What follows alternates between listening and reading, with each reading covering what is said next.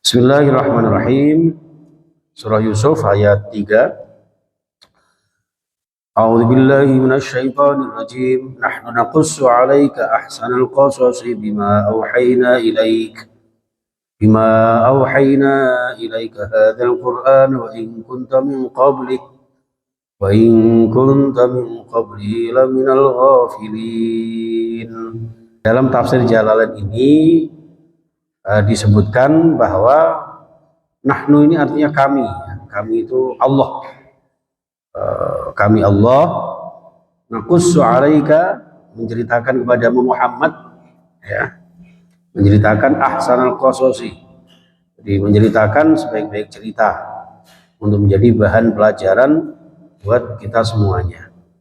Di ahsanal qasasi bima auhayna ilaika, dengan apa-apa yang kami wahyukan kepadamu. Al-Quran, yaitu berupa Al-Quran. Al-Quran ini wa in kunta, sementara engkau Muhammad min qablihi, sebelumnya, laminal ghafilin, termasuk orang yang ghafil. Itu di sini diartikan la ta'lam, ya, kamu sebelumnya belum tahu. Tadinya belum tahu tentang sebaik-baik kisah di dalam Al-Quran, lalu Allah Subhanahu wa taala menceritakan kisah-kisah itu, ya, kemudian engkau Muhammad bisa mengetahui dan menceritakan kepada umatmu. Ayat ini jamaah sekalian, asbabun nuzulnya adalah ketika para sahabat ini rada bedik, ya. Katakanlah seperti itu. Jadi para sahabat ini, qala Rasulullah, sahabat bernama Ubay bin Ka'ab, ya, qala Rasulullah sallallahu alaihi wasallam, tanya kepada Rasulullah, alimu ariqa'akum surat Yusuf, ya. Jadi ketahuilah oleh kalian tentang mulia-mulianya surah Yusuf, atau hikmah di balik surah Yusuf. Jadi fa innahu ayyama muslimin talaha aw 'allamaha ahlahu. Jadi ketahuilah ketika seorang muslim membacakan dan mengajarkan kepada keluarganya atau budaknya, hawinlah, maka Allah akan meringankan alaihi sakaratil maut, ya, meringankan ketika sakaratul maut. Wa atahu minal quwwati alla yahsida musliman, dan diberikan kekuatan, yang kekuatan itu termasuk kekuatan hati, kekuatan iman, kekuatan mental, spiritual, sehingga tidak hasut kepada saudaranya sesama muslim. Itu jamaah sekalian rahimakumullah, ya. Tilka ayatul kitab. Nah, di sini di ayat yang ketiga yang tidak saya bacakan, bentar, panjang sekali. Nahnu naqussu 'alaika ahsanal qasasi bima auhayna, ya. In qala Yusufu li abihi ya abati inni ra'aitu ahada asyara kawkaba wasyamsa wal qamara ra'aituhum li sajidin. Jadi ayat yang ketiga tadi itu ketika ada seorang sahabat, asalnya seperti itu, ya, saya buka di bingung ini. Nanti ada tak belajar sama Pak Is lagi.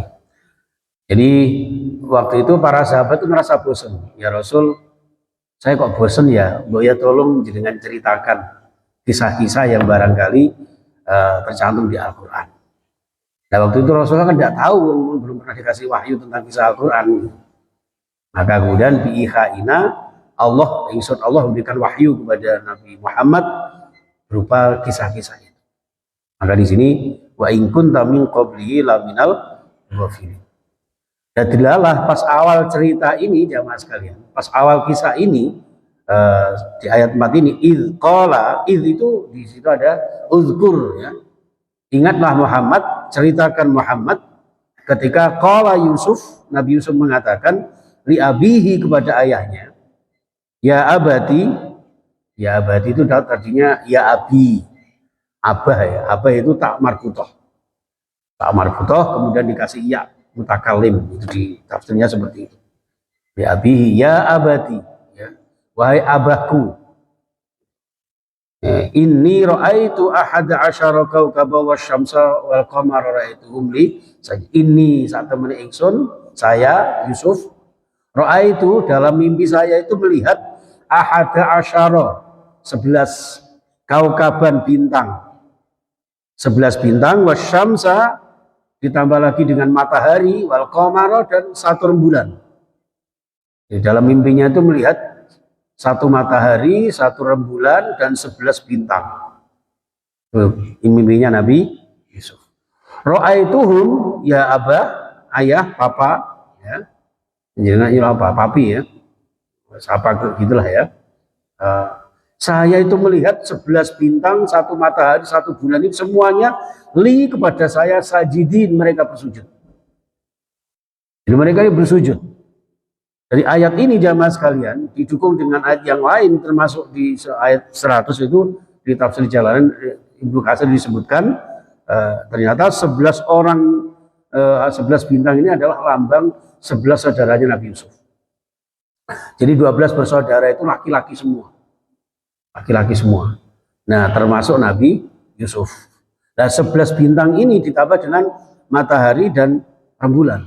Matahari itu siapa? Ayahnya. Yakub. Ya, Yakub. Kemudian qamar itu siapa? Ibunya. Jadi ayah, ibunya, 11 saudaranya, nanti pada akhirnya ya, mereka akan menyatu. Ya, yang tadinya terpencar, ya, karu-karuan. Apalagi ketika terjadi paceklik itu nanti di akhir cerita. Ya, terjadi paceklik itu mereka terpencar dan karu-karuan mencari kehidupan sendiri-sendiri. Nah, ketika terjadi paceklik itu, yang ketika waktu itu sudah mentas dari sumur dan sebagainya, menjadi menteri, ya menteri perekonomian lah. Kayak sekarang mungkin idolanya Pak, yaitu Sri Mulyani. Kira-kira seperti itu ya. Nah, terus pembagian makan gratis bergizi atau apa sekarang itu ya programnya ya. Nah, seperti itu. Pada saat itulah kemudian ringkas cerita akhirnya 11 saudaranya ini berkumpul lagi mendapat bantuan dan sebagainya. Ayah ibunya juga mendapatkan manfaatnya. Bahkan ayahnya yang ketika diberitahu bahwa Nabi Yusuf ini digondol binatang buas ya dengan bujuan apa itu tipuan dari 11 saudaranya itu ya itu langsung yang selama ini buta itu bisa melek. Apa itu bisa melek itu ya? Bahasa Indonesianya melek itu apa itu? Bisa melihat gitu ya. Makanya bahasa Jawa itu satu kata itu penuh makna ya, melek gitu. Padahal di Indonesia no, iso bisa melihat. Padahal bisa melihat bahasa Jawanya kan iso delok. Cukup dengan melek. Itu jamaah sekalian ya. Baik, itu jamaah sekalian rahimakumullah. Jadi kisah ini ya dalam riwayat Masyaroni juga dikatakan bahwa dari kisah Nabi Yusuf inilah terinspirasi berbagai macam romantika kehidupan manusia. Sing jenenge iri, hasud itu jangankan orang lain, dulur dewe itu bisa iri. Bahkan makanya sering terjadi permusuhan hanya gara-gara warisan. Terus dibagi warisan beda titik kadang-kadang tukaran. Ini apalagi terkait dengan orang itu kalau dzukul dzi nikmatin mahsudun, orang yang dapat nikmat itu biasanya cenderung untuk dihasuti orang. Ya, sampai ada yang ingin membunuhnya, minimal membunuh karakternya, mencari kesalahannya. Itu gambaran dari kisah Nabi Yusuf. Tapi di balik Nabi Yusuf ini juga digambarkan bahwa beliau ini adalah seorang nabi yang paling wajahnya paling tampan, ya, secara fisik paling tampan. Ya. Tapi bagaimanapun juga punya mental spiritual yang jauh lebih hebat daripada ketampanan. Di situlah ada makna hadis innallaha la yanzuru ila suwarikum wala ila ajsamikum walakin yanzuru ila qulubikum wa amalikum. Jadi Allah itu tidak melihat rupa kula jenengan, tidak melihat apa itu melihat dari fisik kula jenengan. Ya, mau ganteng, mau gagak, mau krempeng, mau gembul, mau apa. Yang dilihat itu ila qulubikum wa amalikum, hati dan perbuatan kita. Maka dari itu jamaah sekalian, karena masing-masing orang itu berbeda karakteristiknya, walaupun satu ayah satu ibu ya, apalagi Yusuf ini kan beda ibu, ya, seperti itu. Itu pasti akan berbeda. Watak-watak wahingnya itu nggak sama. Cara kasaran orang Jawa, pitik dok sak petarangan itu nggak bodoh. Gitu.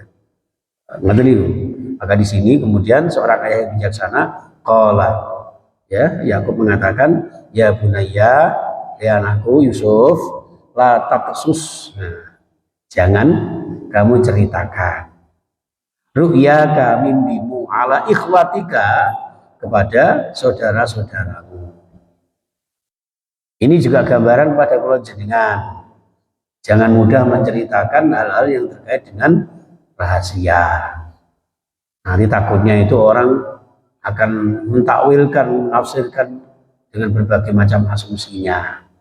Apalagi kalau orang yang sudah benci kepada kita. Ya, itu. Sebaik apapun kisah kita itu akan tidak membuat maslahat bagi dia. Maka disinilah taksus ru'yaka, hati-hati. Apalagi kalau sudah pasang status negara dia ya.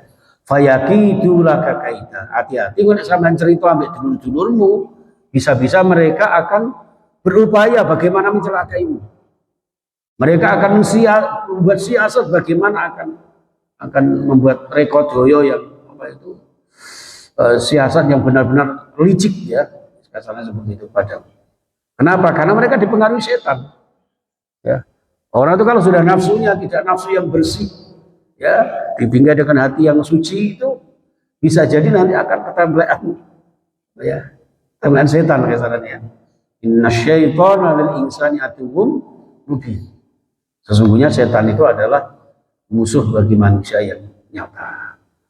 Itu dari itu hati-hati sekali jamaah sekalian agar kita dengan kisah-kisah ini bahkan secara global ini Al-Quran 2/3 dari isi Al-Quran itu mengandung kisah-kisah, mengandung cerita-cerita. Ya ini termasuk Nabi Yusuf, Nabi Sulaiman, Nabi Musa, dan nabi-nabi yang lain. Termasuk yang tidak nabi, bukan rasul, siapa? Luqman Al-Hakim. Wanita-wanita sholihah seperti Siti Maryam, Siti Asia. Itu diceritakan kepada kita agar kita bisa mengambil ibrah dan nanti bisa kita amalkan dalam kehidupan kita sehari-hari. Nah, kisah Nabi Yusuf ini menunjukkan gambaran kehidupan manusia. Ya, agar kita ya jadi orang itu ya apapun rupa kita ya. Kalau bisa nek maca ya sing rada pantes gitu kan. Nah, pemenang masjid itu khudzu zinatakum inda kulli masjid. Pakai baju yang bagus. Aja pakai kaos oblong, burine gambare caleg. Coblos nomor 1. Sing mburi sakno. Allahu Akbar, coblos nomor 1. Kalau bisa jangan. Walaupun sah, secara syar'i ya sah, sholat jenengan pakai kaos itu sah. Sarung tok itu sampean blebene nang ngene dikur udel sampe isore dengkul. Niku pun sah. Nah, tapi sowan ngarep Gusti Allah mosok ya ngono. Ya. Monggo kita pakai kayak Sakholi sama itu sering pakai jubah, pakai emasnya itu pakai jubah. Aja malah pakai jubah dilokno sholat pakai daster ya. Ya. Itu jamaah sekalian. Insyaallah tabarakallah. Ya sekiranya pantas lah, bukan berarti terus ya. Umar bin Khattab orang azimu amaimakum wa wasi'u akmamakum. Jadi kalau ke masjid itu usahakan perlebar lengan jubahmu. Orang kalau goblok-goblok ya enggak. Wong orang Arab itu kan hebatnya kan kalau pakai baju itu kalau jubahnya bagus gitu ya. Makanya Imam Masjidil Haram Masjid Nabawi itu kan ya khusus mesti jubah terus ada apa itu kayak rompi panjang itu namanya. Lembre kayak gitu. Itu kepakaian kebesaran maksudnya. Wa wasi'u akmamakum. Apa itu perlebar, perbesar. Ini apa itu nek cara kene kopiah. Cara Arab itu apa itu? Udeng lah ya. Udeng seperti itu. Ya monggo mau berapa tingkat. Ya, silakan. Artinya berpakaian yang baik, berpakaian yang sopan, yang rapi, atas panjenengan insya Allah sudah bagus. Ya, itu agar Allah senantiasa dari fisik kita usahakan nanti kemudian mencerminkan batinnya kita. Contoh Nabi Yusuf, wajahnya ganteng, perilakunya baik, ibadahnya rajin, ya, akhlaknya mulia, dan peduli kepada sesama. Itu jamaah sekalian, mudah-mudahan kita semuanya dapat barokahnya nisfu Sya'ban dan dipanjangkan umur kita sampai bulan suci Ramadan dan seterusnya, agar kita semakin panjang umur kita, semakin diberikan kesempatan oleh Allah memperbanyak amalan-amalan kita, mempersempit, memperkecil dosa-dosa kita, agar nanti pada akhirnya berapapun umur kita diambil Allah ini sudah siap untuk laporan bahwa kita ini layak untuk menjadi hambanya. Fadkhuli fi ibadi wadkhuli jannati. Ini harus jadi hambanya Allah, muga-muga layak pantas mlebu swargane Allah. Amin amin ya rabbal alamin.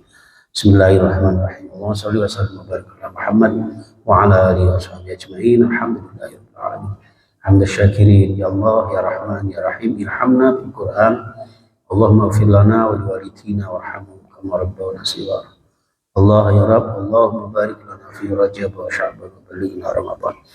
Limpahkan rahmatmu dengan Al-Quran. Ya Allah, berikan kami hidayahmu dengan Al-Quran. Syafaati kami sekeluarga kami dengan Al-Quran. Allah ya Rabb, ampuni dosa-dosa kami, dosa-dosa kedua orang tua kami. Allah ya Rabb, di hari nisfu Sya'ban 15 ini ya Allah, pertengahan Sya'ban ini ya Allah. Ya Allah, mudah-mudahan Engkau berikan amal-amal kami, amal yang baik Engkau terima ya Allah. Allahumma inna nas'aluka ilman nafi'a wa rizqan thayyiban wa amalan mutaqabbalan. Berikan kami ilmu yang bermanfaat, rezeki yang baik, rezeki yang luas, rezeki yang barakah. Ya Allah, amal-amal yang Kau terima ya Allah. Allahumma inna na'udzubika min ilmin la yanfa' wa qalbin la yakhsha wa amalin la yarfa' wa du'a'in la yasma'. Kami berlindung kepadamu ya Allah dari ilmu yang tidak bermanfaat, hati yang tidak khusyuk, amal yang tidak Engkau terima, doa yang tidak Engkau ijabah ya Allah. Oleh karena itu kabulkan hajat-hajat kami, lancarkan usaha kami, lapangkan rezeki kami dengan rezeki yang barokah. Bisa kami gunakan untuk ibadah istiqomah, berzakat, infak, sedekah, berziarah ke Makkah Madinah.